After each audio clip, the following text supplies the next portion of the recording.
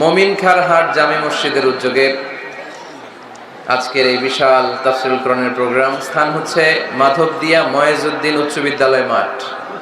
ওই যে আমি দেখতে পাচ্ছি 1961 সালে স্থাপিত, অনেক আগের উচ্চ বিদ্যালয়, মমিনখারহাট সদর, ফরিদপুর। আমাকে রেখেছেন প্রধান বক্তা, আপনাদের শুকরিয়া।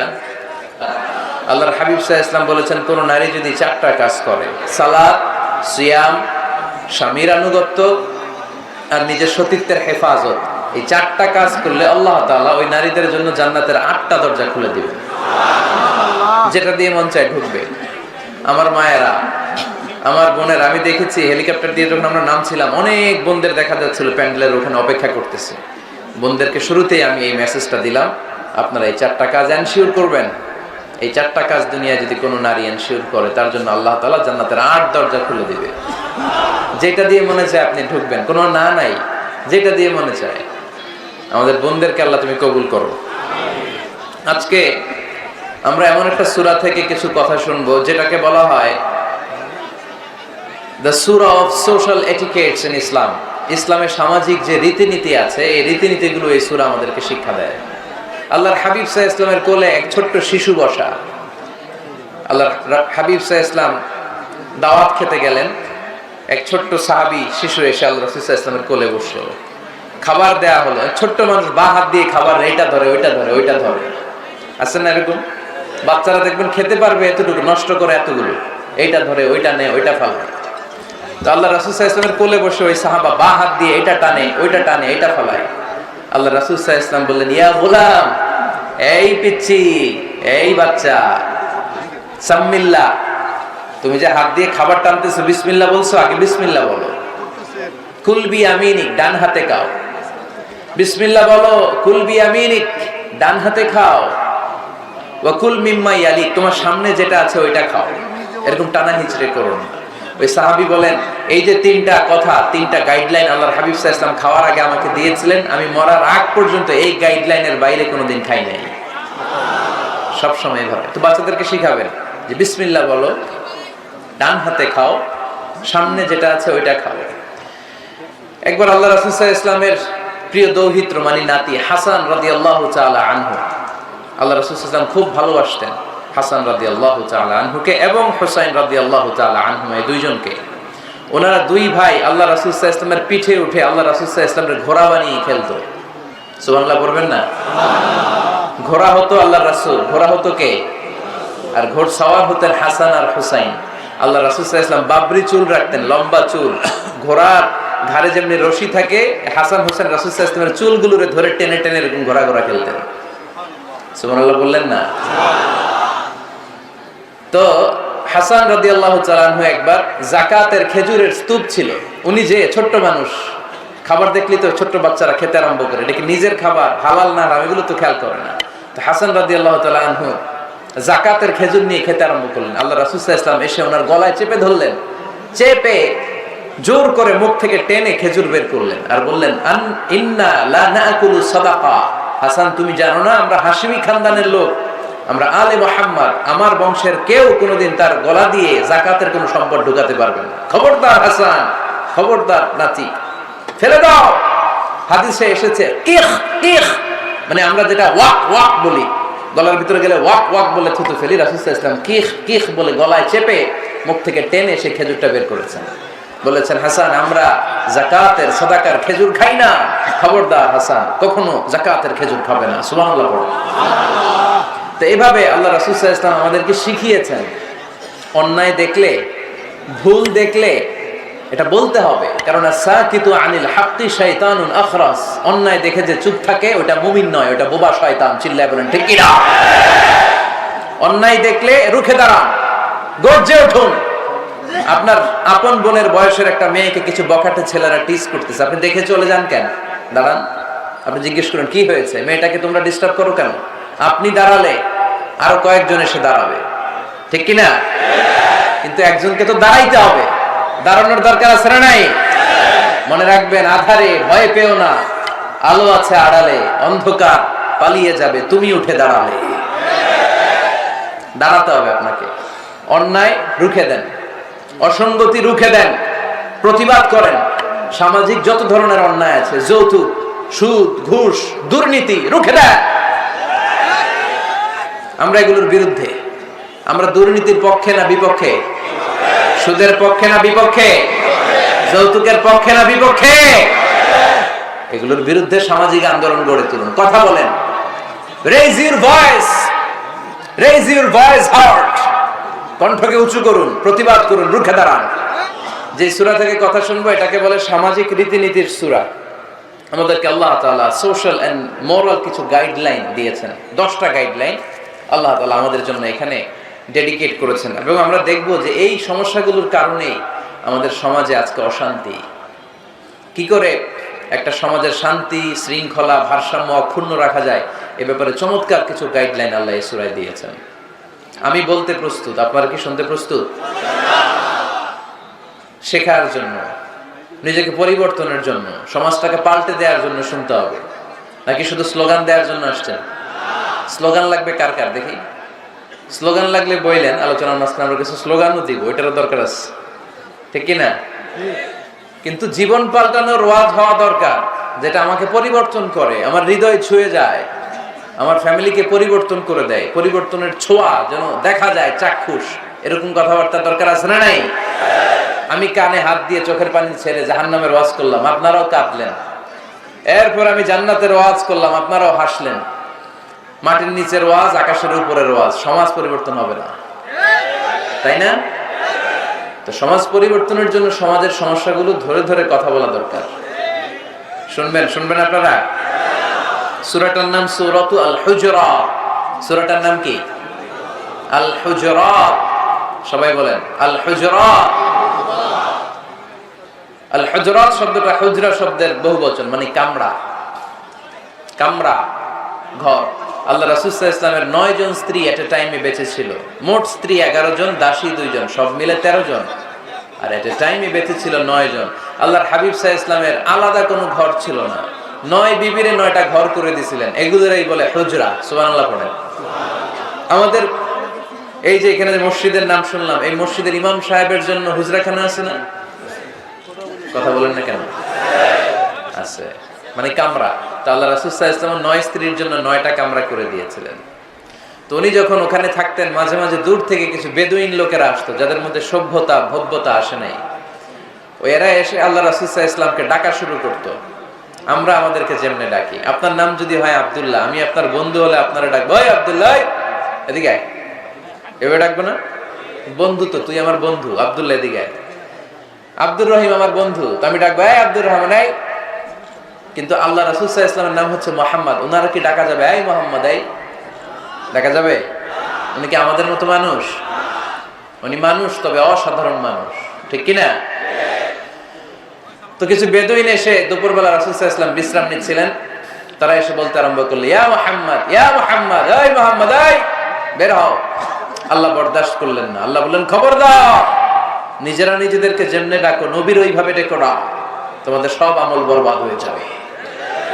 অপেক্ষা করো, অপেক্ষা করো, অ্যাপয়েন্টমেন্ট নাও, পারমিশন নাও, সালাম দাও। কার কথা? চিল্লায় বলতে হবে কার?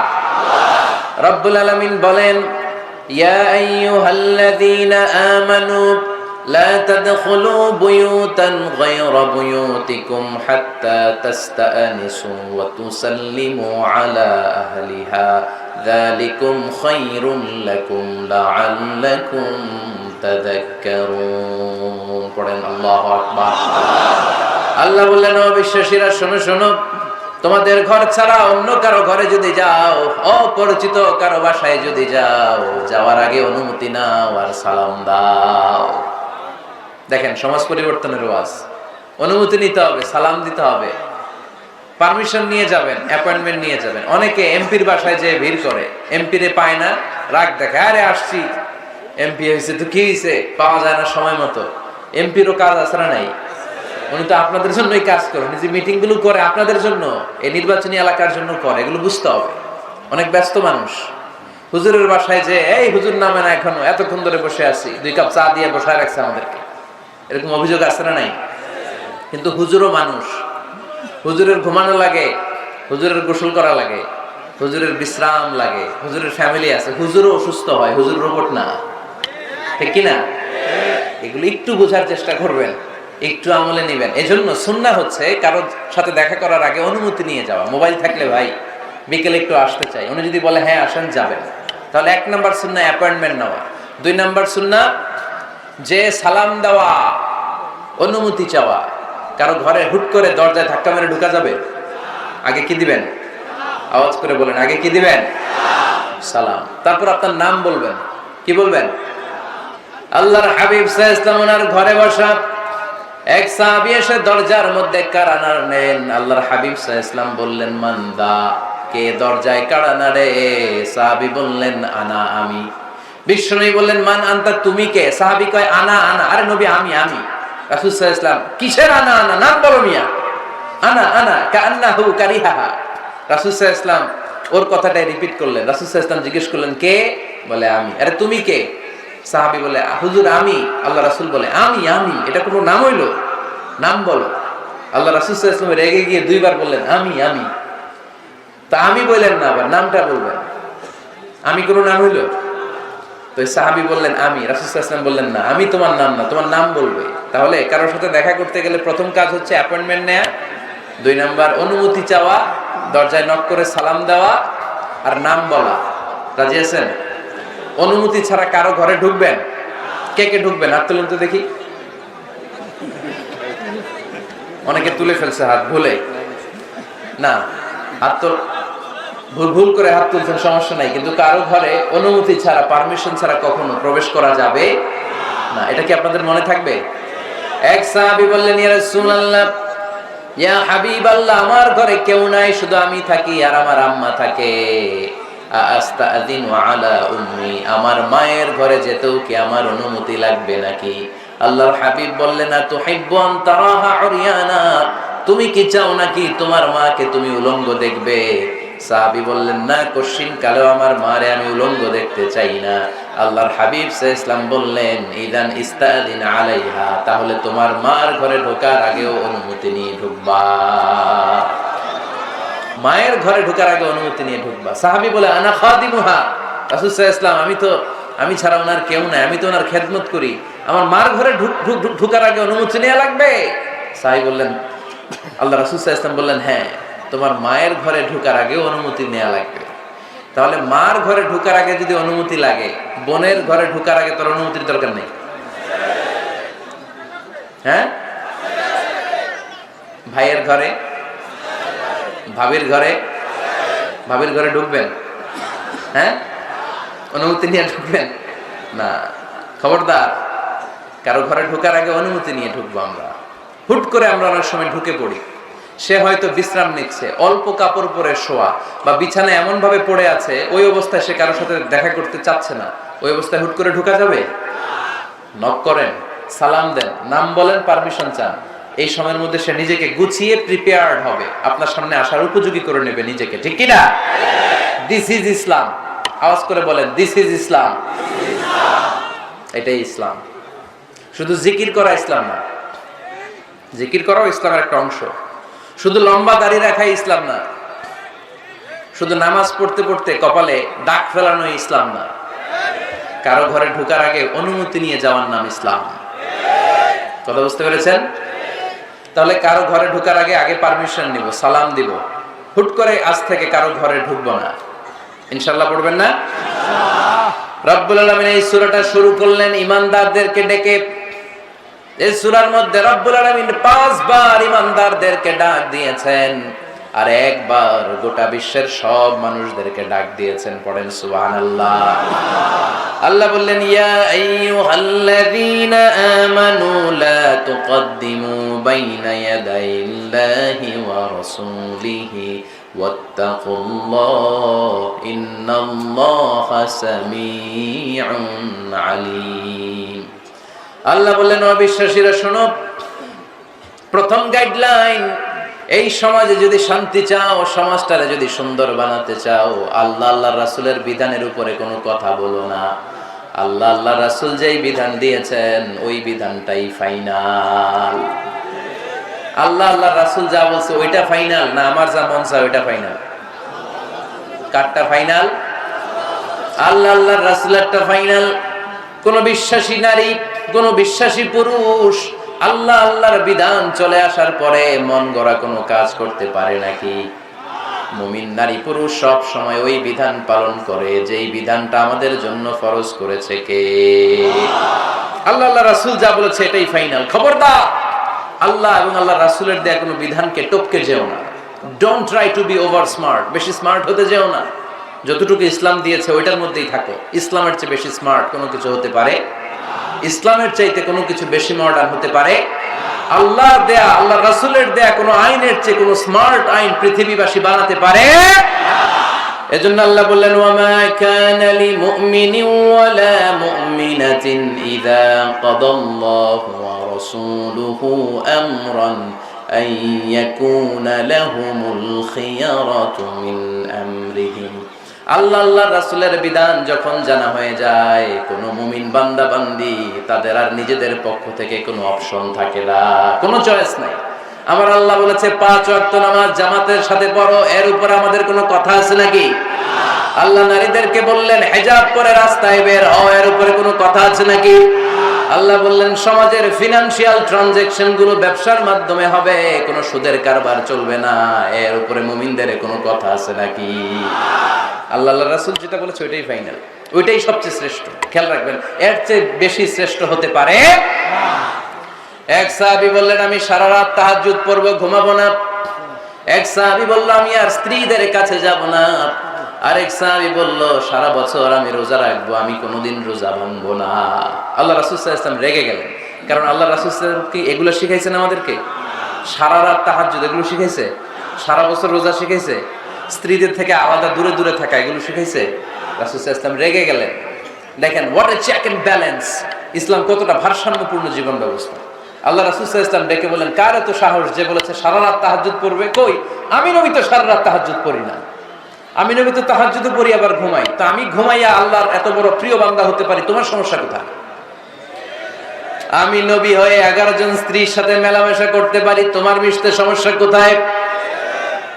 আমি নবী রোজা রাখি, আবার মাঝে মাঝে রোজা রাখি না, দিনের বেলা খাই, এভাবে মানতে তোমার সমস্যা কোথায়? ইন্নী লা আখশাকুম লিল্লাহি ওয়া আতকাকুম লাহু, আমি নবী সবার চাইতে বেশি আল্লাহরে চিনি, আমার নবীর চাইতে আল্লাহরে বেশি কেউ চিনে?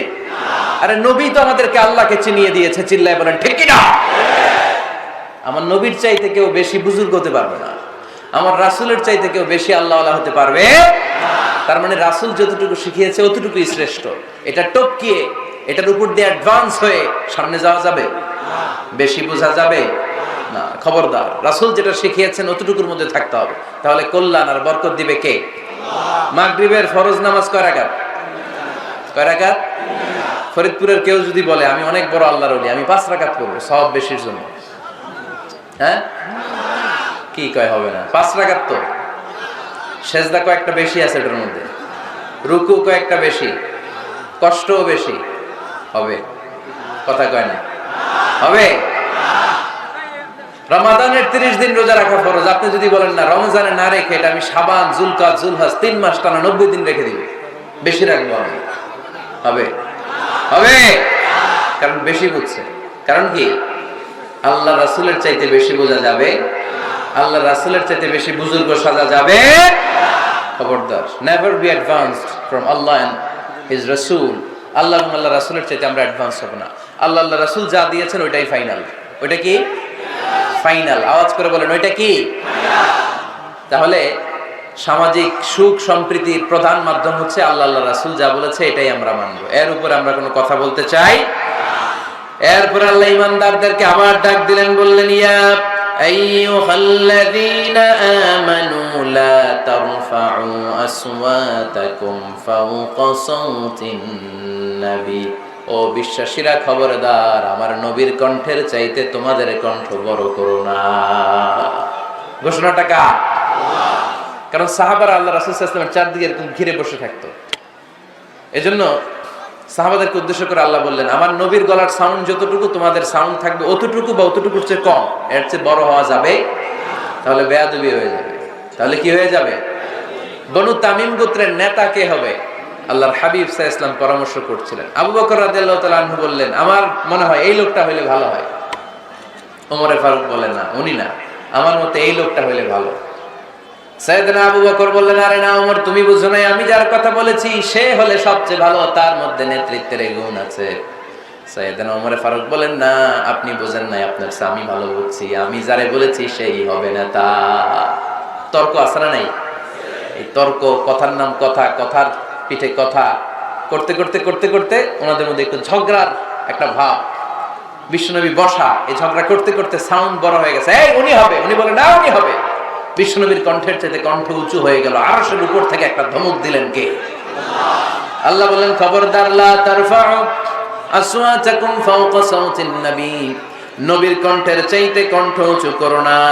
ওয়ালা তাজহারু লাহু বিল কওলি কাজহারি বা'দিকুম লিবা'দ আন তাহবাতা আমালুকুম ওয়া আনতুম লা তাশউরুন। নবীর কণ্ঠের চাইতে তোমাদের কণ্ঠ যদি উঁচু হয়ে যায়, তোমাদের সব নেক আমলগুলো আমি আল্লাহ বাতিল করে দেব। ধমকটা ছোট না বড়? ছোট না বড়? মনোযোগ আছে আপনাদের? যদি নবীর কণ্ঠের চাইতে তোমাদের কণ্ঠ বড় হয়, জীবনে যত ইবাদত করছো সব বাতিল, নামাজগুলো বাতিল, কাজে আসবে না। হজ করছো বাতিল, রোজা রেখেছো বাতিল, সব বাতিল। বেয়াদবি করেছো নবীর সাথে, চিল্লায় বলেন ঠিক কিনা? নবীর কণ্ঠের চাইতে নিচু হতে হবে কণ্ঠ। এই আয়াত আসার পরে সাহাবারা তো এমন ভয় পেলেন, এবার নবীর কাছেই কেউ আসেনি। সুবহানাল্লাহ বলবেন না? ভয়ে আসে না, ভয়ে না জানি আমার কণ্ঠ আবার নবীর কণ্ঠের চাইতে উঁচু হয়ে যায়। ওমর ফারুক রাদিয়াল্লাহু তাআলা আনহু ডানে ঘুরে বায়ে ঘুরে কাছে আসে না। আবু বকর রাদিয়াল্লাহু তাআলা আনহু ডানে ঘুরে বায়ে ঘুরে কাছে আসে না। আল্লাহর হাবিব ওমর ফারুককে ডাক দিলেন, এই ওমর সামনে আসো, এদিকে আসো। ওমর ফারুক আসলেন, কিন্তু ওমর ফারুক এত আস্তে আস্তে কথা বলেন, বিশ্বনবী ওমর ফারুকের কথা কানে শোনে না। সুবহানাল্লাহ নাই? এত আস্তে আস্তে ওমর ফারুক কথা বলেন, বিশ্বনবী শুনতে পান না। ওমর কি বললা, একটু জোরে বলো না। ওমর ফারুক একটু জোরে বললেন, তাও শুনেন না। বিশ্বনবী বলেন, আরেকটু সাউন্ড বড় করে বলো, আমি তো শুনি না, জোরে বলো। ভয়, কারণ কণ্ঠ যদি উঁচু হয়ে যায় আমার নবীর কণ্ঠের চাইতে, জীবনের সব ইবাদত শেষ। এজন্য কথা কওয়ার দরকার নেই, ইবাদত গুলো ঠিকঠাক আওয়াজ করে পড়তে হবে, আল্লাহু আকবার। তাহলে 2 নাম্বার গাইডলাইন, লা তারফাউ আসওয়াতাকুম ফাওকা সাওতিন নবী, নবীর কণ্ঠের চাইতে কণ্ঠ উঁচু করো না। আপনারা হজ উমরা করেছেন কে কে দেখি? মাশাআল্লাহ, হাত নামান। যারা আমরা করি নাই, আমরা আল্লাহর কাছে কামনা করি, আল্লাহ আমাদেরকেও তুমি যাওয়ার তৌফিক দাও। আমিন। আমরাও যেন আমার নবীর কবরের সামনে দাঁড়িয়ে নবীরে সালাম করতে পারি, তৌফিক দাও। আমিন। আমরাও যেন রাউদাতুম মিন রিয়াদিল জান্নাহে ঢুকে 2 রাকাত নামাজ পড়তে পারি, তৌফিক দাও। আমিন। তোমার ঘরটা যেন তাওয়াফ করতে পারি, তৌফিক দাও। আমিন। মক্কা মদিনার ঐতিহাসিক জায়গাগুলো যেন দেখে হৃদয়টাকে ঠান্ডা করতে পারি, আল্লাহ তৌফিক দাও। আমিন। তো যারা গিয়েছেন তারা জানেন, মসজিদে নববীতে নামাজের পরে আপনারা যখন পূর্ব দিকে, প্রথম কাতারের পূর্ব দিকে সবাই লাইন ধরে যেতে যেতে প্রথমে বাম দিকে পড়ে রাউদাতুম মিন রিয়াদিল জান্নাহ, জান্নাতের বাগান সমূহ থেকে একটা বাগান। পুরো মসজিদে নববীর কার্পেটের এক কালার, ওই রাউদাতুম মিন রিয়াদিল জান্নাহর কার্পেটের আরেক কালার। আল্লাহ রাসূল সাল্লাল্লাহু আলাইহি ওয়াসাল্লামের ঘর আর মিম্বার এতটুকু জায়গাকে অন্য কালারের কার্পেট দেয়া হয়েছে। এটা দুনিয়ার বুকে জান্নাতের টুকরার মধ্যে থেকে একটা টুকরা। কোন সুবহানাল্লাহ। হাজিরা খুব ভিড় করে এখানে নামাজ পড়ার জন্য। এটা বাম দিকে পাবেন। এরপরে যেতে যেতে কিছু দূর যাওয়ার পরেই বাঁ দিকে পাবেন বিশ্বনবী সাল্লাল্লাহু আলাইহি ওয়াসাল্লামের কবর, আল কবর আশ শরীফ। আমার নবী এখানে শুয়ে আছে। যেই নবীর কথা আজীবন ওয়াজে শুনলেন, যেই নবীরে নামাজের তাশাহুদে বসে সালাতু সালাম করে শোনান, যেই নবীর জন্য দেহের তাজা রক্ত আমরা বিলিয়ে দিতে রাজি, ওই নবীর কবরের সামনে যেয়ে যখন দাঁড়াবেন আর ভাববেন আমার আর নবীর থেকে ব্যবধান 5-6 হাত, এইখানে আমার নবী শুয়ে আছে, এইখানে আমি, আপনি কি ধৈর্য ধারণ করতে পারবেন? কথা বলেন, নিজেকে সামলে রাখতে পারবেন? আমার নবীর কোন উম্মত প্রথম যখন উমরা করতে যায়, হজ করতে যায়, নবীর কবরের সামনে দাঁড়িয়ে নিজেকে সামলে রাখতে পারে না, চিৎকার দিয়ে কান্না আসে, চোখ দিয়ে ধা ধা করে অশ্রু ঝরে। যেই নবীর ভালোবাসা আমার হৃদয়ের মধ্যখানে, আমার নবী নাকি শোয়া আছে এই জায়গায় আমার নবী শোয়া। সহ্য হয় না, বুক ফেটে চিৎকার আসে, কিন্তু চিৎকার দেয়া যায় না। কারণ যে আয়াতের তাফসীর আপনাদেরকে শোনাচ্ছি, এই আয়াতটা বিশ্বনবীর কবরের উপরে লেখা। লা তারফাউ আসওয়াতাকুম ফাওকা সাওতিন নবী, তুমি নবীর দরবারে এসেছো, এখানে বড় গলায় আওয়াজ করে কোনো কথা বলা যাবে না, চিল্লায় বলেন ঠিক কি না?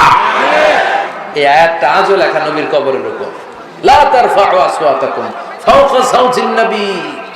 এটা নবীর দরবার, এখানে চিৎকার চেঁচামেচি করে দুরূদ পড়া যাবে না, লাফালাফি করা যাবে না, ভদ্রভাবে আন্তরিকতার সাথে বিনয়ের সাথে নবীরে সালাম দিতে হবে।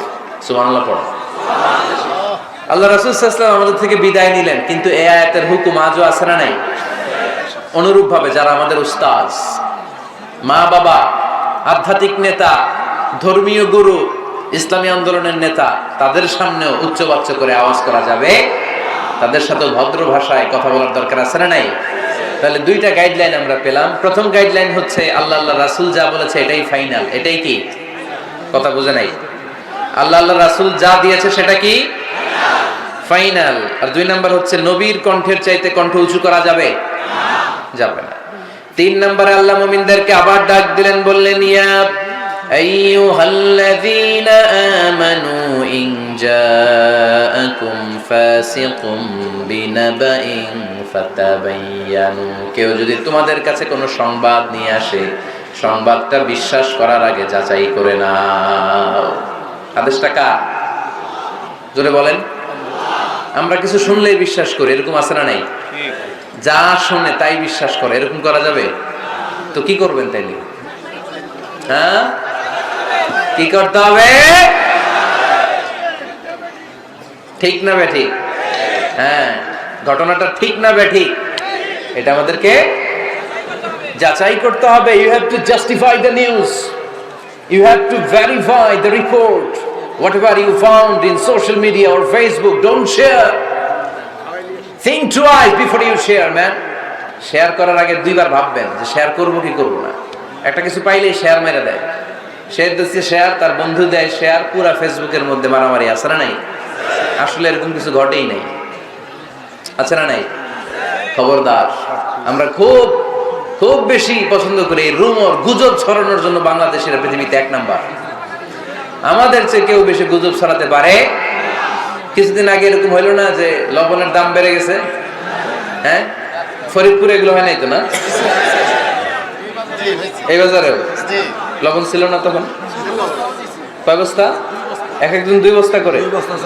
আপনি কয় বস্তা নিছেন? নেন নাই?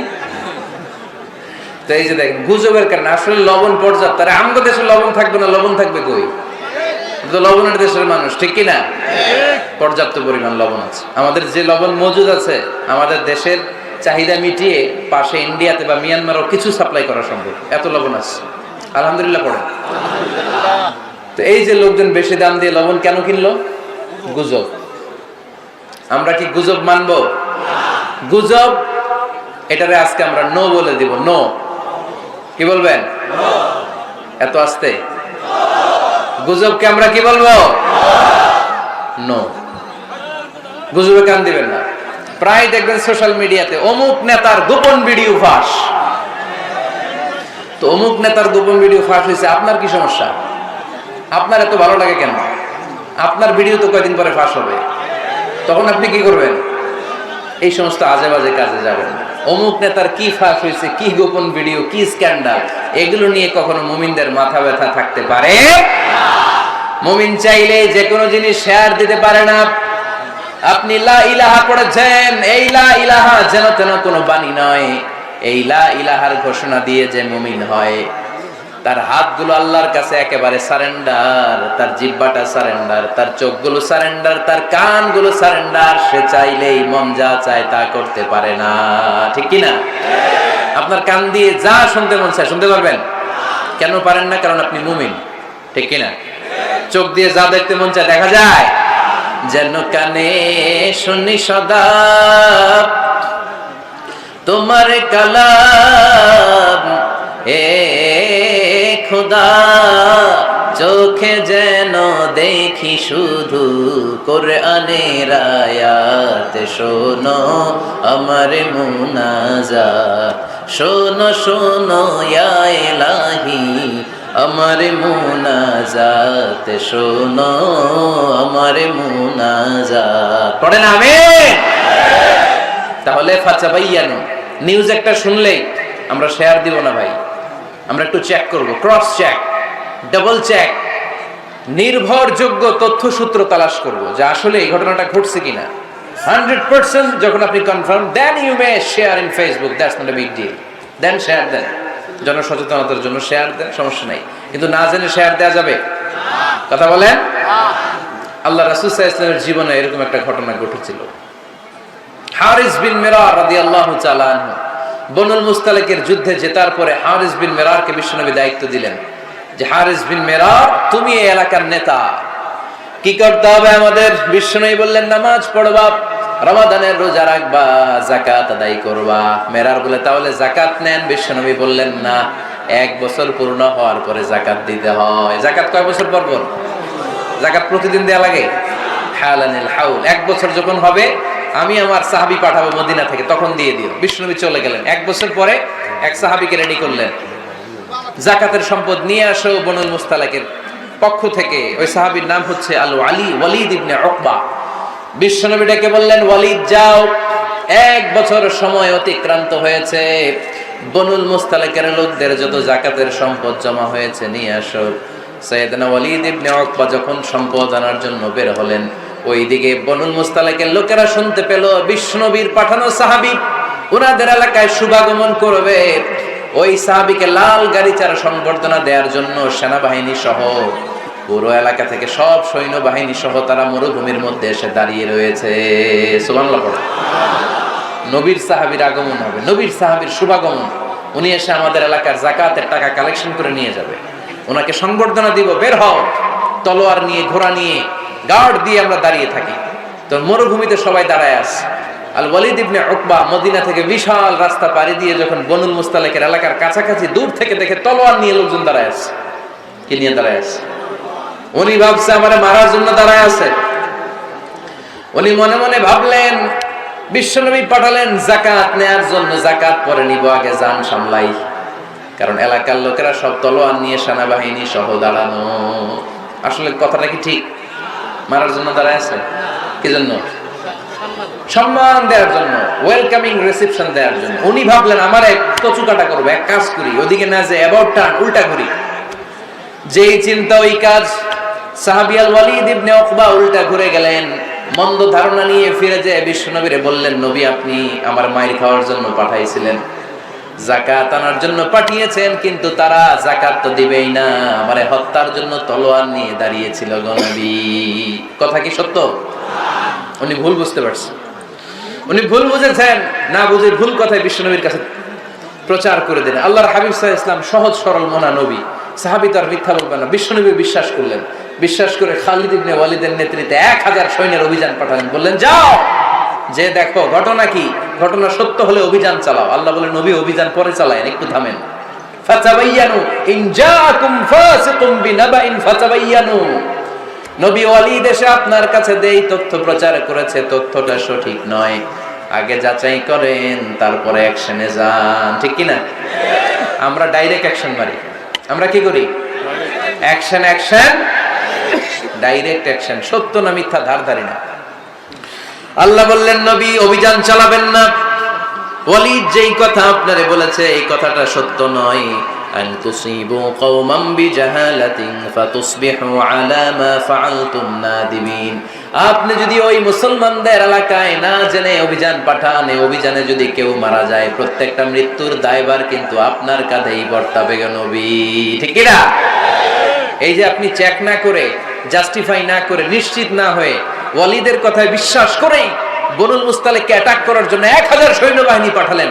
ওরা যদি আক্রমণ করতো, কেউ যদি মারা যেত, এই দায়ভার কার? আমার নবীর। ঠিক কিনা? নবীকে শিখানোর মাধ্যমে আল্লাহ তাআলা গোটা উম্মাহকে শিখাই দিলেন, ইন জাআকুম ফাসিকুম বিনাবাইন ফাতাবায়ানু। কেউ যদি খবর নিয়ে আসে, শুনেই বিশ্বাস করো না, আগে যাচাই করো, আগে চেক করো, তারপরে বিশ্বাস করবা। ঠিক কিনা? তাহলে এখন থেকে একটা কিছু শুনলে বিশ্বাস করবেন? একজন এসে বলল, ভাইজান আপনার মেয়েরে দেখলাম আরেক ছেলের সাথে বাজারে ঘোরাফেরা করে, ওই রমনার বটমূলে দেখলাম আপনার মেয়ে আরেক ছেলেরে নিয়ে ফষ্টি নষ্টি করে। লোকের কথা বিশ্বাস করে বাসায় যে মেয়ের চুলের মধ্যে ধরে মাইর, আইজো মায়ের কাইলো মাইর। এরকম হইতে পারে না? হয়তো ওই লোক আপনার মেয়ের মতো দেখতে আরেক মেয়েকে দেখছিলেন। এরকম হয় কিনা সমাজে? একজন এসে বললো, ভাই আপনি এখানে বাবিরে তো দেখলাম ওই জায়গায় আরেক লোকের সাথে ঘোরাফেরা করতেছে, খবর রাখেন না বাসা? আপনি দেখে মেঘে ঘটনা কি? আমার খেয়ে আমার পরে আরেকজনের সাথে, যে এই বাড়িতে যে মায়ের কোনো কথা নেই। দেখবেন যে ছোট্ট মারামারি থেকে এই ঘটনা অনেক সময় বিচ্ছেদ বা ডিভোর্স পর্যন্ত করায়, ঠিক কিনা? ওই যে শোনা কথায় কান দিচ্ছেন, ফাতাবাইয়ুন, আপনি চেক করেন নাই। হয়তো আপনার স্ত্রীর মতো দেখতে বা আপনার স্ত্রী যে জামা পরে, যে পোশাক পরে, এরকম পোশাক পরে আরেক নারীকে দেখছে, আপনার বউ না এটা। আপনার মেয়ের ব্যাপারে যে তথ্য দিয়েছে এটা সে আপনার মেয়ের মতো আরেকটা মেয়েকে দেখেছে, এসে আপনার কাছে বলে দিছে, আপনি বিশ্বাস করছেন। ভেজাল আছে না নাই? এই ভেজালগুলোকে থামানোর জন্য কোরআনে এই বিধানগুলো নাজিল করেছে কে? তাহলে ফরিদপুরের ভাইরা 3 নম্বর গাইডলাইন, সমাজটারে সুন্দর রাখার তথ্য একটা শুনলেই বিশ্বাস করবেন না। সিলে কান নিয়ে গেছে, শুনলেই সিলের পিছনে দৌড়, নাকি? কি করবেন? আগে কানে হাত দিয়ে একটু দেখবো কান দুইটা আছে না নাই, তারপরে চিলের পেছনে দৌড়াবো। তাহলে এখন থেকে আমরা তথ্য একটা শুনলে বিশ্বাস করব। তাহলে কি করবেন? বলতে হবে কি করবেন? যাচাই বাছাই, জাস্টিফিকেশন অফ দ্য নিউজ। কোন নিউজ জাস্টিফিকেশন ছাড়া আমরা প্রচার করব, বিশ্বাস করব, শেয়ার করব না। 4 নম্বর আল্লাহ বললেন, ইয়া আইয়ুহাল্লাযীনা আমানু লা ইয়াসখার কওমুম মিন কওম। ওহে আমার ঈমানদার বান্দারা, শোনো শোনো, খবরদার কখনো কোনো মুমিন বান্দারে ঠাট্টা করো না, অবজ্ঞা করো না, ঠাট্টা করো না। তার মনে কষ্ট হয় এমন কোন কথা তারে বলো না। নেভার স্কপ অফ এনিবডি, কাউকে নিয়ে ঠাট্টা করবেন না। তার দেহ নিয়ে, তার আকৃতি নিয়ে, তার বংশ নিয়ে। এক লোকের বাবা ছিল চোর, কিন্তু তার ছেলে অনেক ভালো। আপনি কি তারা বলতে পারবেন তুই চোরের ঘরের চোর? বলতে পারবেন? চুরি করছে বাবা, ওর কি দোষ? কথা বলেন। এগুলো কবিরা গুনাহ। আওয়াজ করে বলেন তো কি গুনাহ? কবিরা গুনাহ। কারো আকৃতি নিয়ে, আমার ফরিদপুরের কলিজার টুকরা যুবক ভাইরা, কারো আকৃতি নিয়ে কখনো অবজ্ঞা করবে না, তুচ্ছ জ্ঞান করবে না। এটা কবিরা গুনাহ, এটা আল্লাহ খুব অপছন্দ করেন। এর কারণ আকৃতিটা আমাদের হাতে নাই। আমাদের কারো নাক লম্বা, কারো খাটো, আমরা কেউ কালো, কেউ সাদা, আমরা কেউ স্মার্ট, কেউ অন্যরকম। তো এই যে আমাদের এক এক ধরনের আকৃতি, এটা কি আমি বানাইছি? আপনি বানাইছেন? দিছে কে? এই জন্য কারো দেহের গঠন নিয়ে যদি আপনি অবজ্ঞা করেন, এটা প্রক্ষান্তরে আপনি স্রষ্টাকে নিয়ে অবজ্ঞা করবেন। কারো দেহের আকৃতি নিয়ে যদি আপনি তুচ্ছ করেন, তাকে তুচ্ছ করেননি, আমার রবকে আপনি তুচ্ছ করেছেন। চিল্লায় বলেন ঠিক কিনা? খবরদার, তুই কালু, তুই লম্বু, তুই মোটু, তুই কানা, তুই রোহিঙ্গা, আছে না নাই? ইদানিং এটা খুব চলে। এই রোহিঙ্গা নামটা আছে না? ফরিদপুরে এগুলো ঢুকে নাই না? আমাদের ওইদিকে দেখি কি অবস্থা, কারোর সাথে কেউ লাগলে তুই রোহিঙ্গা। কি আশ্চর্য, এই গালি কবে আসলো? হ্যাঁ, অনেক ধরনের গালি। ঢাকায় আরেকটা চলে ফইন নির্বুত, কি বলে? এই এগুলো আগে শুনি নাই আমরা, রিসেন্ট এগুলো বলা শুরু করছে। ফইন নির্বুত, রোহিঙ্গা না। এগুলো বলে আপনি কাউকে অবজ্ঞা করতে পারবেন? পারবেন না। খবরদার, এটা কবিরা গুনাহ, এটা ছোট গুনাহ মনে করবেন না। কারণ আকৃতি নিয়ে তুচ্ছ করা যায় না, কারণ আকৃতি দান করেছে কে? ওয়াল্লাযী ইউসাউবিরুকুম ফিল আরহামি কাইফা ইয়াশা লা ইলাহা ইল্লা হুয়াল আজিজুল হাকীম। তিনি এমন সত্তা যিনি তোমাদের চেহারার অবয়ব দিয়েছেন, তোমাদের আকৃতি দান করেছেন তখন যখন তোমরা মায়ের পেটের ভেতরে ছোট্ট জোকের মতো ছিলা। মায়ের পেটের ভেতরে আমরা যখন সবাই এত ছোট্ট, তখনই আমাদের চেহারার আকৃতি দিয়েছে কে? কে সুন্দর হব, কে ছেলে হব, কে মেয়ে হব, কে মোটা হব, কে চিকন হব আমার ইচ্ছা হয়েছে? আওয়াজ করে বলতে হবে, কার ইচ্ছায়? প্রত্যেককে যদি আল্লাহ প্রত্যেকের নিজের চেহারা ডিজাইন করতে দিতেন, আল্লাহ যদি বলতেন তোমার চেহারাটা কেমন হবে তুমিই ডিজাইন করো, তাহলে আপনি আপনারা কেমন বানাতেন? হ্যাঁ বলেন, ফরিদপুরের ভাইরা বলেন, সুন্দর করে বানাতেন তাই না? সবচাইতে স্মার্ট, সবচেয়ে সুন্দর করে আমি আমার চেহারাটা বানাতাম যদি আমাকে ডিজাইন করার সুযোগ দেওয়া হতো। কিন্তু এই সুযোগ তো আল্লাহ দেন নাই। ডিজাইন স্বয়ং করে দিয়েছেন কে? কোন নারীকে যদি আল্লাহ বলতে, এই নারীরা তোমাদের চেহারা কার কেমন লাগবে তোমরা বানাও, প্রত্যেক নারী কি করতো? বিশ্ব সুন্দরী করে নিজেকে বানাতো। খুদ ধরার মতো কোনো জায়গা সে নিজের জন্য রাখতো না, ঠিক কিনা? কিন্তু এটা আল্লাহ দেন নাই। এই আকৃতিটা আমাদেরকে সরাসরি দান করেছেন কে? খবরদার, আমাদের অনেকে বিকলাঙ্গ, আমাদের অনেকের হাত ছোট, পা বড়, দেখতে মোটা, কেউ চিকন কেউ কালো। খবরদার, কারো আকৃতি নিয়ে কখনো কোনো অবজ্ঞার সুরে, ঠাট্টার সুরে কোনো কথা আমরা বলবো না। রাজি আছেন? সবাই রাজি আছেন? আল্লাহ রাসূল সাল্লাল্লাহু আলাইহি ওয়াসাল্লামের এক সাহাবী ছিল, নাম ইবনে মাসউদ রাদিয়াল্লাহু তাআলা। ওনার পায়ের নলা ছিল খুব চিকন, অস্বাভাবিক চিকন, স্বাভাবিক না। তো উনিও এটা ঢেকে রাখতেন, দেখাতেন না কাউকে। একদিন উনি খেজুর পাড়ার জন্য খেজুর গাছে উঠলেন। খেজুর গাছে ওঠার পরে নিচ থেকে সাহাবারা পায়ের চিকন নলা দেখে ফেলছে। দেখে সবাই হাসি, সবাই হেসে কুটি কুটি। বিশ্বনবী বললেন, হেসো না, খবরদার, আমার ইবনে মাসুদের পায়ের চিকন নলা দেখে হেসো না। আমার ইবনে মাসুদের এই পায়ের চিকন নলা যদি মিজানের পাল্লায় উঠিয়ে দেয়া হয়, কিয়ামতের দিন উহুদ পাহাড়ের চেয়েও ভারী হয়ে যাবে। খবরদার, আমার ইবনে মাসুদকে আমার আল্লাহ অনেক পছন্দ করে, তার পা চিকন দেখে তাকে তুচ্ছ করো না। আল্লাহর হাবিব সাল্লাল্লাহু আলাইহি ওয়াসাল্লামের 11 জন স্ত্রীর মধ্য থেকে একজন স্ত্রী ছিলেন একজন স্থূল আকৃতির, অবিসিটি ছিল, একটু মোটা। ওনার নাম ছিল সাফিয়া রাদিয়াল্লাহু তাআলা আনহা। তা আম্মা জান আয়েশার সাথে একবার সাফিয়ার ঝগড়া। নবীদের বউদের মাঝে মাঝে মাঝে ঝগড়া হতো, তবে সেটা হতো মধুর ঝগড়া। সুবহানাল্লাহ পড়েন। আম্মা জান আয়েশা রাদিয়াল্লাহু তাআলা আনহার বাসায় একদিন বিশ্বনবী বসা ছিলেন, আর একজন স্ত্রী, বিশ্বনবীর আরেকজন স্ত্রী রান্না করে কিছু খাবার আম্মা জান আয়েশার ঘরে পাঠিয়েছেন। এক দাসী দিয়ে বলল, যাও এটা আয়েশার ঘরে দিয়ে আসো, কারণ নবী আয়েশার ঘরে। আম্মা জান আয়েশা রাদিয়াল্লাহু তাআলা আনহা বললেন, এগুলো কি? ওই দাসী বলে, তরকারি। কে দিছে? অমুক স্ত্রী। কেন দিয়েছে? আমি কি রান্না করতে পারি না? তোমরা রান্না, তোমরা খাও। এই কথা বলে পাতিল সহ উড়ায় মারছে চেহারার মধ্যে।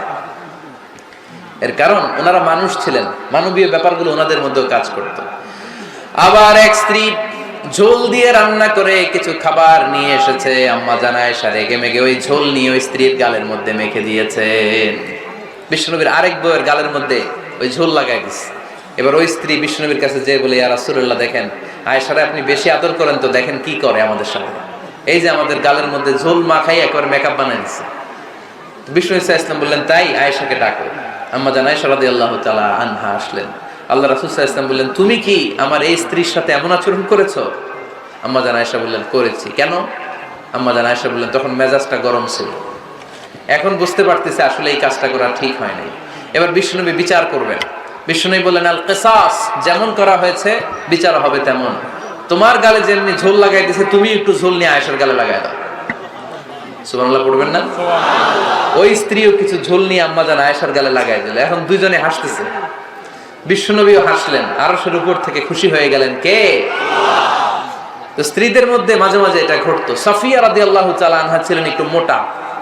আম্মা জান আয়েশা বললেন, ইয়া রাসূলুল্লাহ, দেখেন আপনার মুটি বউ, আপনার মুটকি বউ, এই মুটি বউ বলে একদিন একটা গালির মতো দিয়ে ফেলছে। আল্লাহ রাসূল সাল্লাল্লাহু আলাইহি ওয়াসাল্লাম রেগে গেলেন, বললেন, আয়েশা এটা কেমন কথা তুমি বললা মুটি? আমার সাফিয়ারে তুমি মুটি বলে গালে দিলা রে আয়েশা। ইয়া আয়েশা লাকাদ কুলতি লা কালিমা লাউ মুজিজাত বিমাইল বাহরি লামাজাজাতহু। এমন একটা মন্তব্য তুমি সাফিয়ার ব্যাপারে করে ফেলেছো রে আয়েশা, এই কথাটা যদি সাগরের নীল পানির মধ্যে ছেড়ে দেয়া হয়, এই কথার পঙ্কিলতার কারণে, এই কথার কর্দমাক্ততার কারণে, এই কথার পঙ্কিলতার কারণে সাগরের সব পানিগুলো মুহূর্তের মধ্যে কালো হয়ে যাবে। এই কথাটা সাগরে ফেলে দিলে সাগরের নীল পানি পুরোটা কালো হয়ে যাবে। আয়েশা, খবরদার, কাউকে তুচ্ছ করে অবজ্ঞা করে কখনো কিছু বলা যাবে না। এই জিহ্বাটা এটা ভয়ঙ্কর একটা অঙ্গ। বেশিরভাগ পাপ এই জিহ্বা দিয়ে হয়। কি দিয়ে হয়? এজন্য সাহাবারা জিহ্বা ধরে মাঝে মাঝে জিহ্বার মধ্যে ব্যাত মারতেন আর বলতেন, জিহ্বা তোর জন্য আমি আটকে যাবো কিয়ামতের দিন। আমলিক আলাইকা লিসানাক, নিজের জিহ্বার মালিক নিজে হন। আপনার জিহ্বার মালিক যেন শয়তান না হয়ে যায়। জিহ্বা আপনার, শয়তানের ভাষায় আপনি কথা বলেন কেন? খবরদার, প্রতিটা কমেন্ট, প্রতিটা কথা, প্রতিটা মন্তব্য, এগুলোর ব্যাপারে কিয়ামতের দিন পাই টু পাই করে আপনার কাছে আল্লাহর সুপ্রিম কোর্টের কাঠগড়ায় দাঁড় করিয়ে আপনারা জিজ্ঞেস করবে কে? এজন্য বিশ্বনবী বলছেন, মাইয়াদমানলি মা বাইনা লিহিয়াইহি ওয়া মা বাইনা রিজলাইহি আদমান লাহুল জান্নাহ। আমার কোন উম্মত যদি দুইটা অঙ্গের গ্যারান্টি আমারে দেয়, আমি আমার উম্মতকে জান্নাতের গ্যারান্টি দেব। দুইটা অঙ্গের, একটা হলো জিহ্বা আর একটা লজ্জাস্থান। দুই চোয়ালের মাঝে যা থাকে লিজ্জা, জিহ্বা, আর দুই পায়ের মাঝখানে যা থাকে লজ্জাস্থান, এই দুইটা অঙ্গের গ্যারান্টি যদি বিশ্বনবীকে আপনি দেন যে নবী জিহ্বা আর লজ্জাস্থান এই দুইটা অঙ্গের কোনো পাপ আমি করব না, নবী বলে আমি দুনিয়ায় তোমার জান্নাতের গ্যারান্টি দিলাম। এই জন্য জিহ্বাটারে সামলান, যা মনে চাই বললেন না। খবর আছে না নাই? খবর আছে।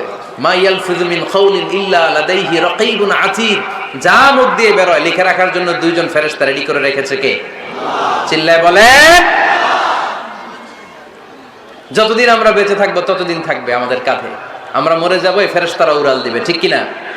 দুই কান্দে জি ছিল যে তোমার দুইজনা পাহারা, তোমারে একলা থইয়া পালাইছে তাহারা, তোমার আট কুঠুরি নয় দরজা বন্ধ এবার হলো রে হলো, মুখে আল্লাহ রসুল সবে বলো, ও মুখে আল্লাহ রসুল সবে বলো, দুয়ারে আইসাছে পালকি নাই হরি গাও তোলো রে তোলো, মুখে আল্লাহ রসুল সবে বলো, ঠিক না?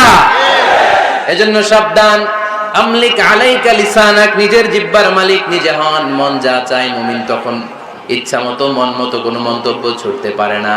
বিশ্বাসী বলে যদি নিজেকে দাবি করেন, নিজের জিহ্বার মালিক নিজে থাকার দরকার আছে না নাই?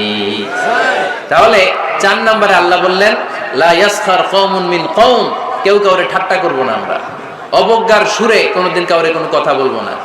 রাজি আছেন? সবাই রাজি? কষ্ট হচ্ছে? হ্যাঁ, আরো কিছু সময় চলবে? চলবে? তাকবীর পড়েন তো, লিল্লাহে তাকবীর।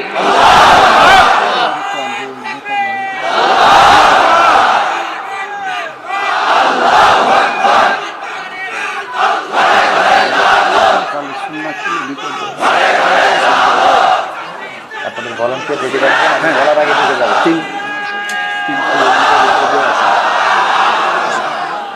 মাশাআল্লাহ, সবাই আওয়াজ করে করি মাশাআল্লাহ।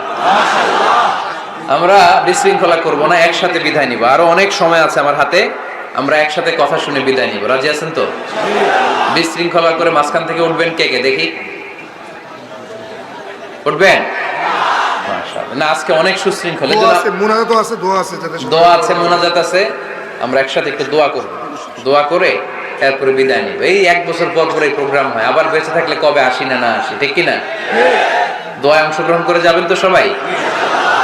মাশাআল্লাহ, আজকের প্রোগ্রাম অনেক সুশৃঙ্খল। আমি যখন নামি তখনই ভালো লাগতেছিল আমার, কারণ ধাক্কা ধাক্কি করে এমন ভাবে হেলিকপ্টারের উপর মানে ঝাপটে পড়ে লোকজন, এতে অনেক সমস্যা, আমরা বেরোতে পারি না, প্রোগ্রামে আসতে পারি না, দেরি হয়ে যায়, সব কিছু ডিসঅর্ডার হয়ে যায়। আজকে এত সুশৃঙ্খল ব্যবস্থাপনা আমার খুব ভালো লেগেছে আলহামদুলিল্লাহ। ফরিদপুরের মানুষ খুবই সুশৃঙ্খল। আল্লাহ তুমি ভাইদেরকে আরো ভালো ভালো কাজ আঞ্জাম দেওয়ার তৌফিক দান করো। আওয়াজ করে পড়বো আমিন। এরপরে 5 নম্বরে আল্লাহ বললেন ওয়ালা তালমিজু আনফুসাকুম, খবরদার তোমরা অন্যের দোষ খোঁজো না, দোষ খুঁজবা নিজেদের। কিন্তু সমাজে আমরা অন্যের দোষ খুঁজি কি খুঁজি না? 5 নাম্বার ওয়ালা তালমিজু আনফুসাকুম, নেভার ডিসফেম ইচ আদার, একে অপরের দোষ খোঁজো না। আমাদের সমাজে কিছু লোক আছে নিজের দোষ দেখে না, খালি অন্যের দোষ দেখে, আছে না নাই? চায়ের দোকানে বসে বসে দেখবেন বলবে এই বাড়িতে এই সমস্যা, ওই বাড়িতে ওই সমস্যা, ওই বাড়িতে মারামারি, ওই বাড়িতে কাটাকাটি, তোর বাড়িতে কি সমস্যা ওইটা বল, তোমার বাড়িতে কি সমস্যা ওইটা বলো মিয়া, আছে না এরকম? এই হুজুর ভালো না, এই সমস্যা, ওই হুজুরও ভালো না, এই হুজুরও খারাপ, এই হুজুরের এই সমস্যা, তুমি হুজুরের কি সমস্যা, তুমি হুজুরের কি সমস্যা আগে জাতির কাছে ওইটা বলো, আগে নিজে ভালো হও, নিজে ভালো তো জগৎ ভালো। জন্য খবরদার অন্যের দোষ খুঁজবেন না, এটা খুব বাজে একটা স্বভাব, খালি অন্যের দোষ খোঁজে। যে নিজে নিজের দোষ খুঁজতে পারে, যে নিজে নিজের সমালোচনা করতে পারে, সে সবচেয়ে বুদ্ধিমান।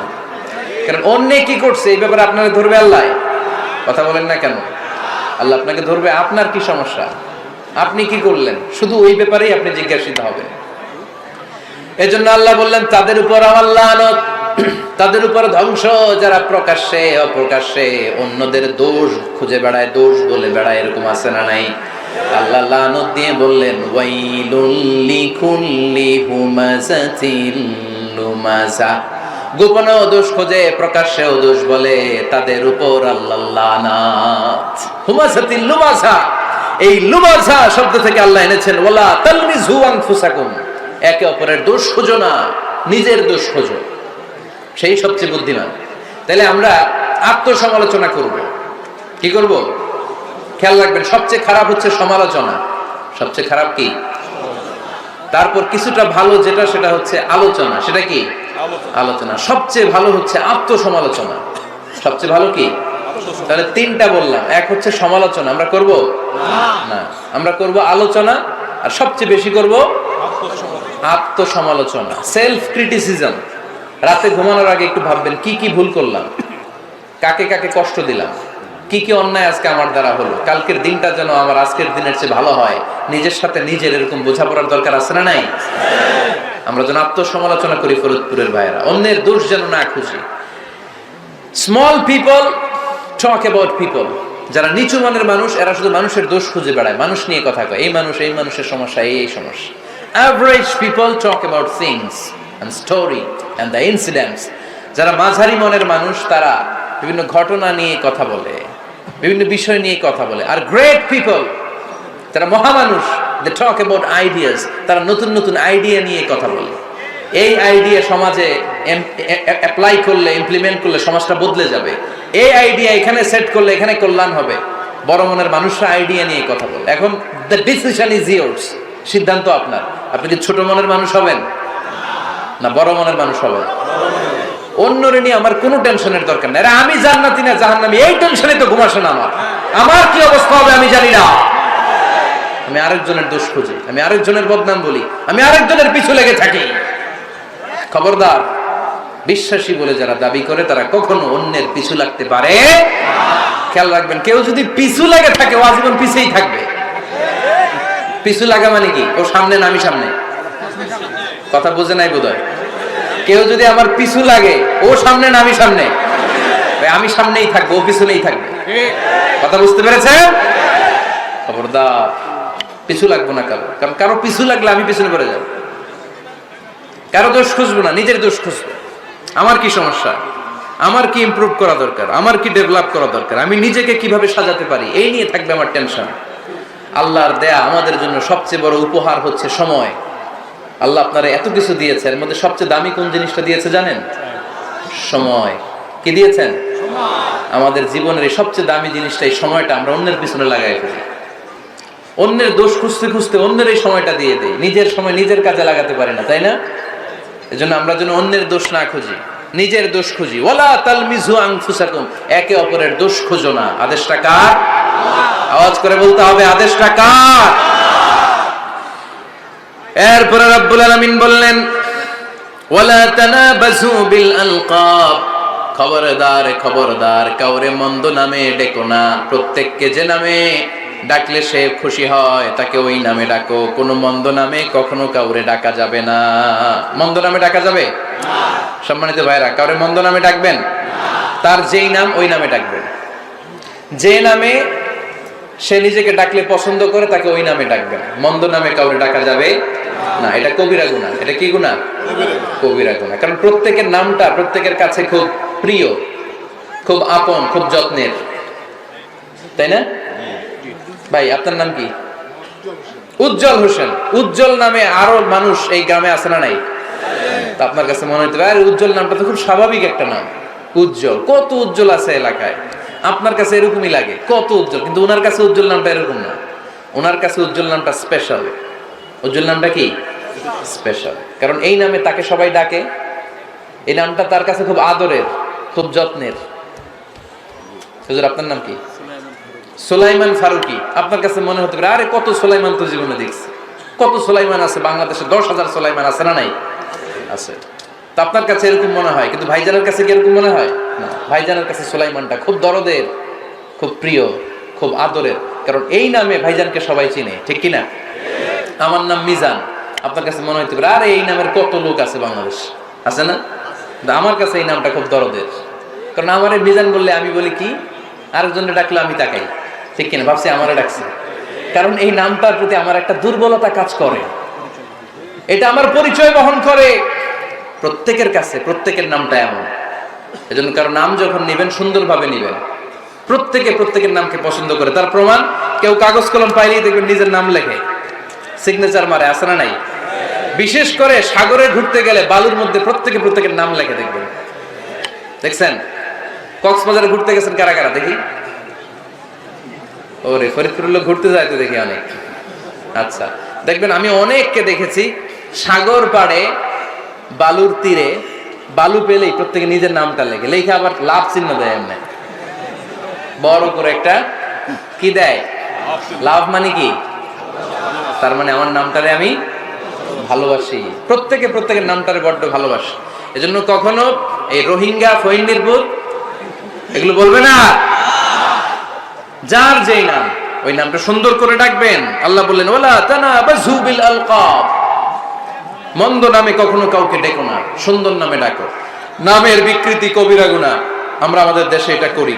কত সুন্দর নাম বাবা মা রেখেছে, আবু বকর, ওরে ডাকে বকইরা, কি ডাকে? বাবা মা রেখেছে আব্দুল ওয়াক্কাস, ওরে ডাকে হ্যাঁ আকাইচা। এটা হইলো? এগুলো করবেন আল্লাহর নামের সাথে মিলায়। কি সুন্দর নাম আব্দুল কুদ্দুস, ওরে কি ডাকে? হ্যাঁ, আজকে থেকে আর ডাকবেন? ডাকবে না? তাহলে আমরা প্রত্যেকে সুন্দর নামে ডাকতে রাজি আছি না নাই? এরপরে আল্লাহ 8 নম্বরে বললেন ইয়া আইয়ুহাল্লাযীনা আমানু ইজতানিবু কাসীরাম মিনাল-যান ইন্না বা'দায-যান্নি, খবরদার আন্দাজ অনুমান করে কথা বলো না। ইজতানিবু কাসীরাম মিনাল-যান, অতিরিক্ত আন্দাজ আর অনুমান নির্ভর কথা থেকে বেঁচে থাকো। আদেশটা কার? আন্দাজে কোনো কথা আমরা বলবো না, অনুমান নির্ভর কথা বলবো না। কারণ ইন্না বা'দায-যান্নি ইস, বেশিরভাগ আন্দাজ অনুমান নির্ভর কথাগুলো মিথ্যা হয়, ফলে পাপ হয়, ঠিক কি না? আপনি জীবনে যত আন্দাজ করে কথা বলেছেন তার বেশিরভাগই মিথ্যা, বেশিরভাগই ভুল। তাহলে আন্দাজ অনুমান নির্ভর কথা কোনো মুমিন বলতে পারে? খবরদার, আন্দাজ অনুমান নির্ভর কোনো কথা আমরা বলবো না। আল্লাহর হাবিব সাল্লাল্লাহু আলাইহি ওয়াসাল্লাম বলেছেন ইয়াকুম ওয়ায-যান ফা ইন্নায-যান্না আকযাবুল হাদিস, তোমরা ধারণা করা থেকে, অনুমান নির্ভর, আন্দাজ নির্ভর কথা থেকে বেঁচে থাকো, কেননা আন্দাজ নির্ভর কথাগুলো হচ্ছে মহাপাপ। আন্দাজে কথা বলা যাবে? এখানে কি হয়েছে? ঠিক আছে, ব্যাস কথা শুনতে চাই না, বসো। আন্দাজ অনুমান নির্ভর কথা বলা যাবে না, কারণ আন্দাজ আর অনুমান কখনো সত্যের বিকল্প হতে পারে ইয়াত্তাবিউনা ইল্লা-যান ওয়া ইন্নায-যান্না লা ইউগনি মিনাল হাক্কি শাইআ। কিছু লোক আছে আর আন্দাজ নির্ভর কথা বলে, আর আন্দাজ কখনো সত্যের বিকল্প হতে পারে। আজ থেকে আন্দাজে কথা আমরা বাদ দিয়ে দিব। রাজি? একমত না দ্বিমত? আওয়াজ করে বলেন একমত না দ্বিমত? খবরদার আন্দাজ করবেন না। যদি আন্দাজ করেন ভালো আন্দাজ করবেন। আন্দাজ করলে কি আন্দাজ করবেন? ভালো আন্দাজ। Come back positive, not go back negative. কোনো নেগেটিভ আন্দাজ আমরা করতে চাই না। ভাবলে পজিটিভ ভাবনা, অনুমান করলে পজিটিভ। কিছু লোক আছে খালি নেগেটিভ, আছে না নাই? ফরিদপুরে আলহামদুলিল্লাহ এগুলো নাই, এগুলো সব পজিটিভ মাইন্ডেড। আল্লাহ তুমি আমাদেরকে পজিটিভ মাইন্ডেড হওয়ার তৌফিক দান করো, আমরা পড়ি আমিন। এই দেশে যে কি পরিমাণে আন্দাজে কথা চলে না? আপনি দেখলেন আপনার এক বন্ধু রিকশায় করে এক মেয়েকে নিয়ে ঘুরে বেড়াচ্ছে, এটা দেখেই এসে বলা শুরু করলেন আমি তো দেখছি আমার বন্ধু প্রেম ভালোবাসা শুরু করছে, এক মেয়ের নিয়ে প্রেমে পড়ে গেছে, আমার বন্ধু তো প্রেমে হাবুডুবু খায়। কেমনে বুঝলি? কারণ আমি নিজ চোখে দেখেছি। মেয়ে নিয়ে রিকশায় ঘুরতেছে, বান্ধবীর নিয়ে, প্রেমিকারে নিয়ে রিকশায় ঘুরে। এমনও হতে পারে আপনার বন্ধুর পাশে রিকশায় যে মেয়েটা বসা ছিল সেটা তার আপন বোন, হতে পারে না? তার পাশে যে মেয়েটা বসা ছিল এটা তার আপন ভাগ্নি, হতে পারে তার আপন খালা, হতে পারে না? ওর কিছু হয় নাই, আপনার গুনার পাল্লাকে আপনি ভারী করেছেন, ঠিক কি না? কারণ ঠোঁট কালো দেখলে আমরা আন্দাজে বলি লোকটা মনে হয় সিগারেট খায়, আছে না নাই? সিগারেট না খেয়েও ঠোঁট কালো হতে পারে কি পারে না? বিয়ের পরে যদি কেউ হুন্ডা কিনে,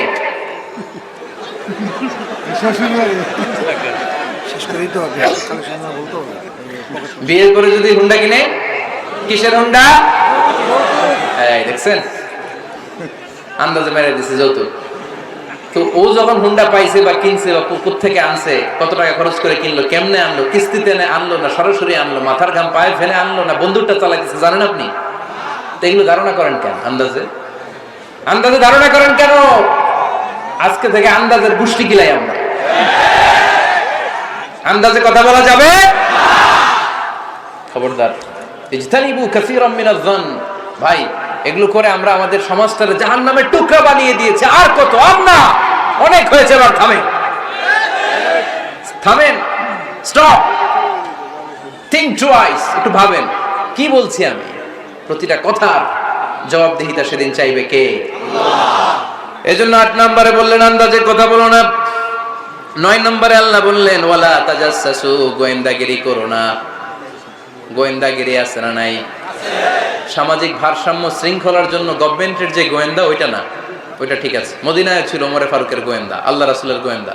আমরা নিজেরা ব্যক্তিগত দায়িত্বে যে গোয়েন্দাগিরিটা করি, কারো জানলার ফাঁকা খোলা থাকলে চোখ দিয়ে যে উকিটা মারি, ওইটা নিষেধ। ওয়ালা তাজাসসু, গোয়েন্দাগিরি করো না। কিছু লোক আছে দেখবেন, এরা ফিসফিস করে কি যেন বলতেছে, উনি কান পেতে আছে, এইভাবে আছে না নাই? তো এরা কি বলে, এইটা নিয়ে আপনার তো ইন্টারেস্ট কেন? ছিদ্র থাকলে অনেক ওই দিক দিয়ে চোখ দেয়, আছে না নাই?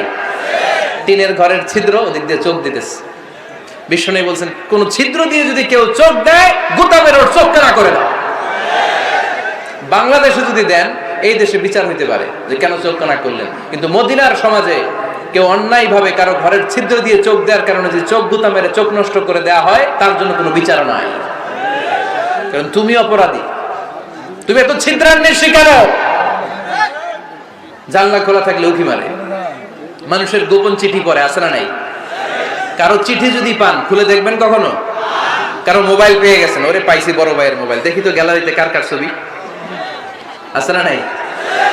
না, করা যাবে না। কারো ফেসবুকের ভেতরে ঢুকেই সে কার সাথে চ্যাটিং করলো, মেসেঞ্জারে কি বললো, এগুলো দেখবেন না, এগুলো হারাম। তার ইনবক্স চেক করবেন না, কারো গোপন চিঠি দেখবেন না, কারো বেশি ব্যক্তিগত ব্যাপারে প্রশ্ন করবেন না। করা যাবে? অনেকে আছে খালি ব্যক্তিগত প্রাইভেট ম্যাটারে নাক গলায়। ভাই, বাড়ি কই, কি চাকরি করেন, সরকারি, বেতন কত, ভাবি কি করে, আপনার ভাবিও চাকরি করে, ভাবির বেতন কত, ভাবির বেতন কত, এটা দিয়ে তোমার কি লাভ, ঠিক না? ইত্যাদি ইত্যাদি ইত্যাদি প্রাইভেট ম্যাটার, ফ্যামিলি ম্যাটার নিয়ে আমাদের আগ্রহ। ওয়ালা তাখফু মা লাইসা লাকা বিহি ইলম, যেটা তোমার জানার কথা না, ওইটা নিয়ে তো আগ্রহ দেখাবা না। অয়েল ইউর ওন মেশিন, নিজের চরকায়, নিজের চরকায় তেল দিলেন, নিজের চরকায় দিয়ে। অন্যকে নিয়ে এত আগ্রহ ভালো না, অন্যের পিছু লাগেন না। এই গোয়েন্দাগিরি থেকে আল্লাহ আমাদেরকে বাঁচাও। মানুষের প্রাইভেট ম্যাটার নিয়ে যেন আমাদের কিউরিসিটি না থাকে। Everyone has a privacy, a private own space, and no one should interfere someone own space, কারণ নিজের স্পেসে যে ইন্টারফেয়ার করা এটা হারাম। সব শেষে আল্লাহ বললেন ওয়ালা ইয়াগতাব বা'দুকুম বা'দা আইয়ুহিব্বু আহাদুকুম আন ইয়াকুলা লাহমা আখিহি মাইতান ফাকারিহতুম, খবরদার খবরদার, একে অপরের গীবত করো না। আলহামদুলিল্লাহ ফরিদপুরে এসব নাই। গীবত আছে? এটা একটা মহামারী। গীবত হচ্ছে মহামারী, বাংলাদেশের জাতীয় রোগ। আমি নাম দিয়েছি বাংলাদেশের জাতীয় শারীরিক রোগের নাম হচ্ছে ডায়াবেটিক্স, ঠিক কিনা? আর এই মানসিক সবচেয়ে বড় রোগ বাংলাদেশের হচ্ছে গীবত। এটা হুজুর থেকে আরম্ভ করে, আলেম থেকে শুরু করে, সাধারণ মানুষ থেকে শুরু করে, নেতা নেত্রী থেকে শুরু করে 17 কোটি মানুষ খুব মজা পায়, রসগোল্লার চেয়ে মজা। আপনার ইবাদত গুলো দিয়ে দিচ্ছেন সব আরেকজনকে। যার ব্যাপারে আপনি গীবত করতেছেন, আপনার হজ কষ্ট করে মিনায় ধাক্কাধাক্কি করে যে হজটা করছেন, ধাক্কাধাক্কি করে হাজরা আসওয়াদের চুমুটা দিয়েছেন, আরাফাতের ময়দানে চোখের পানি ছেড়ে যে কান্নাটা করেছেন, এই সব সবগুলো আপনি তার আমলনামায় তুলে দিয়েছেন।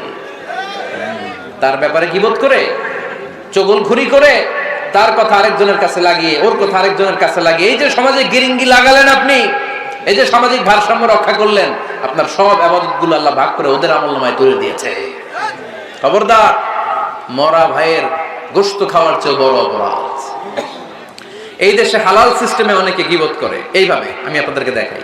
কথা শুরু করবে এইভাবে, কি যে অবস্থা সমাজের, বলাও যায় না, বললে তো গীবত হয়ে যায়, না বলেও পারি না, তাই না? এরকম বলে না অনেকে, বললে তো কি হয়ে যায়, হ্যাঁ বললে যদি গীবত হয়ে যায় তাহলে স্টপ। এতটুকু যেহেতু বুঝেন যে বললে গীবত হয়ে যায়, তখন স্টপ। আওয়াজ করে বলেন, তখন স্টপ। মেরাজ রজনীতে বিশ্বনবী দেখলেন রিজালান, কিছু লোক, লাহুম আজফারুন মিন নুহাস, তামা দিয়ে তৈরি আঙ্গুল, এই আঙ্গুলগুলো দিয়ে তারা ইয়াখদাশুনা উজুহাহুম ওয়া সুদুরাহুম, নিজেদের লোহার আঙ্গুল দিয়ে, তামার আঙ্গুল দিয়ে নিজের গালের গোশত, নিজের বুকের গোশতগুলো টেনে টেনে ছিঁড়ে ছিঁড়ে খাচ্ছে। বিশ্বনবী বললেন, জিব্রাইল, মানহুম ইয়া জিব্রাইল, ও জিব্রাইল আমাকে তুমি বলো এরা কারা? সাইয়েদনা জিব্রাইল বললেন, হুম আহলুল গীবাতি মিন উম্মাতিক, আপনার উম্মতের মধ্যে যারা দুনিয়ার বুকে গীবত করত এই লোকগুলো হলো তারা। চায়ের দোকানে এগুলো খুব চলে, এর কথা ওর কানে, ওর কথা এর কানের কোটে গিরিঙ্গি লাগায়, আছে না নাই? এগুলো করবেন? গীবত কাকে বলে? যিকরুকা আখাকা বিমা ইয়াকরাহ, সহিহ হাদিস। তোমার ভাইয়ের ব্যাপারে এমন কথা বলা যেটা শুনলে, তার অনুপস্থিতিতে এমন কোন কথা বলা যেটা শুনলে সে মনে কষ্ট পাবে, বলবেন এগুলা? না। স্পেসিফিক কিছু কাজে বলতে পারেন, যেমন সমাজে কেউ দুর্নীতি করতেছে, খুব খারাপ কাজ করতেছে, সমাজটাকে শেষ করে দিচ্ছে, তার বিরুদ্ধে জনমত তৈরি করার জন্য বলতে পারেন। আপনি দেখলেন আপনার বন্ধুর ছেলে গাছের চিপায় লুকায় লুকায় সিগারেট খায়, আপনি আপনার বন্ধুকে যে বলতে পারেন তোমার ছেলের এই দশা, তোমার মেয়ের এই দশা, এগুলো তো গীবত হবে না। কিন্তু কারো ব্যাপারে কারো কান ভারী করার জন্য উল্টাপাল্টা কথা বলা যাবে না, খবরদার। তাহলে গীবতকেও আমরা কি বলে দিলাম? এই 4-5 জন নো বলতে হবে, নো। গীবতকে আমরা কি বলবো? চগলখড়িকে কি বলবো? এগুলোর সাথে মুসলমানদের কোনো সম্পর্ক আছে? 5 বার মুমিনদেরকে ডাক দিয়ে সব শেষে আল্লাহ গোটা বিশ্বের সবাইকে ডাক দিয়ে বললেন, ইয়া আইয়ুহান নাসু ইন্না খালাকনাকুম মিন যাকারিন ওয়া উনসা ওয়া জাআলনাকুম শুউবান ওয়া ক্বাবাইলা লিতাআরাফু ইন্না আকরামাকুম ইনদাল্লাহি আতকাকুম। পড়েন আল্লাহু আকবার। আল্লাহ বললেন, ও দুনিয়ার মানুষেরা শোনো শোনো, এতক্ষণ আমাদেরকে ডাক দিতেছিলেন, এতক্ষণ মুমিনদেরকে ডেকে ডেকে আল্লাহ বলছিলেন, ও বিশ্বাসীরা শোনো শোনো। এতে আল্লাহ ডেকে বললেন, ও গোটা দুনিয়ার মানবকুল শোনো শোনো, তোমাদের সবাইকে আমি এক নারী এক পুরুষ থেকে তৈরি করেছি। কয়জন নারী, কয়জন পুরুষ? ওই পুরুষটার নাম, নারীটার নাম। তাহলে আমাদের গোড়া এক, এই মানব সভ্যতার গোড়া একটা, শিকড় এক জায়গায়, ঠিক কিনা? সেই হিসাবে কোনো না কোনো ভাবে আমরা কেউ না কারো আত্মীয়, কোনো না কোনো ভাবে কেউ না কারো ভাই, ঠিক কিনা? যদি আপনি হিন্দু হন তারপরও আমার ভাই, কারণ আপনার বাবার নাম, হিন্দুর বাবার নাম আদম, খ্রিস্টানের বাবার নাম, নাস্তিকের বাবার নাম, আমরা যারা মুমিন আমাদের বাবার নাম, সবার বাবা এক, সবার বাবা এক, সবার মা এক, কোনো বিভেদ নাই। বিভেদের দেয়াল আমরা গেঁথেছি, বিভেদের প্রাচীর আমরা তৈরি করেছি, আমরা বানিয়েছি ধনী গরিব এটা 2 দল, এটা আল্লাহ বানাইছে? আমরা বানিয়েছি সাদা কালো 2 দল, শ্বেতাঙ্গ কৃষ্ণাঙ্গ 2 দল, আমরা বানিয়েছি আরব অনারব, আমরা বানিয়েছি পয়সাওয়ালা গরিব। আল্লাহর কাছে কোনো পার্থক্য আছে? আল্লাহ বললেন, ধনী বলো গরিব বলো, রাজা বলো ফকির বলো, সাদা বলো কালো বলো, আমি আল্লাহর দরবারে পার্থক্য নাই। আমি আল্লাহর কাছে যদি কেউ সেরা হতে চায়, তার অন্তরে লাগবে তাকওয়া, মানে আল্লাহর ভয়। যাদের হৃদয়ে আছে আল্লাহর ভয়, তারা কবু পথ ভুলে যায় না। আল্লাহর প্রেম ছাড়া এই দুনিয়ায় কারো কাছে কোনো কিছু চাই না। রাতের আধারে যারা সেজদাতে রয়, 2 চোখের শ্রুতে নদী যেন বয়। ছলনার হাতছানি যতই আসুক, পেছনে ফিরেও সে তাকায় না।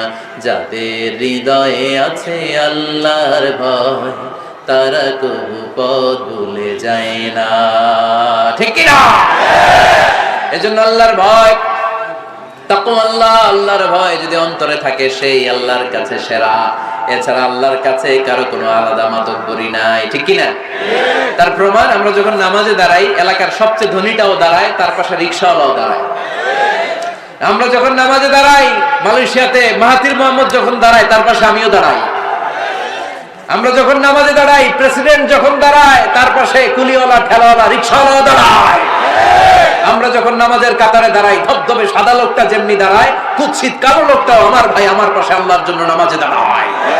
এজন্য কোনো পার্থক্য নাই, পার্থক্য আমরা বানিয়েছি। আমাদের কোরআন কয়টা? প্রভু কয়জন? তাহলে পার্থক্য করেন কেন? আমাদের নবী কয়জন? কাবা কয়টা? তাহলে পার্থক্য করলেন কেন? আমাদের প্রভু এক নবীর উম্মত, জীবন বিধানে কৈশি বাণী কোরআন। তবে কেন এক নহে মুসলমান, এক করিয়া আহ্বান। এই আহ্বানের সাথে সবাই একমত। বাইতুল্লাহ এক, মদিনা শরীফ এক, উহুদ পাহাড় এক, বদরের মাঠ এক। একটা তো জীবন আর মরণ যে একটাই, একসাথে মিলে মিশে একটাই প্রাণ। তবে কেন এক নহে মুসলমান, এক করিয়া আহ্বান। ঠিক কিনা? আমরা এক হতে চাই, আমরা বিচ্ছিন্ন থাকতে চাই না, কাদা ছোড়াছুরি করতে চাই না, আমরা মিলে যেতে চাই। মিলতে চান? মিলতে চান? মনে রাখবেন প্রিয় ভাইয়েরা, যদি আমরা একা থাকি তখন আমরা ব্যক্তি। খেয়াল করে শুনুন, যদি আমরা একা থাকি তখন আমরা ব্যক্তি, যখন আমরা সবাই মিলি তখন আমরা শক্তি।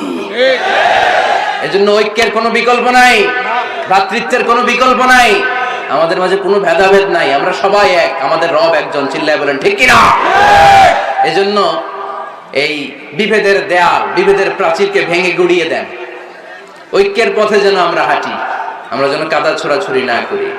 আর সামাজিক ভারসাম্য, সুখ, সমৃদ্ধি এগুলোকে অটুট রাখার জন্য আল্লাহ যে সামাজিক 10টা মোরাল এন্ড এথিক্যাল গাইডলাইন দিয়েছেন, এগুলো যেন আমরা মেনে চলতে পারি।